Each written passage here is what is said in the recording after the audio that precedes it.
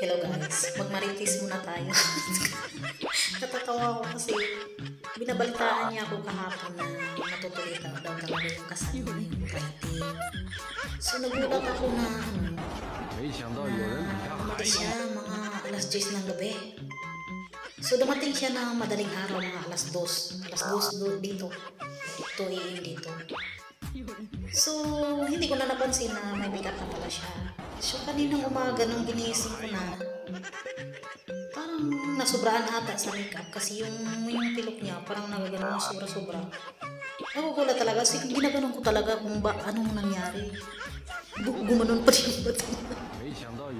Eh natutuwa ako na naiinis kasi ayaw na ayaw pa naman dun sa maging asawa niya.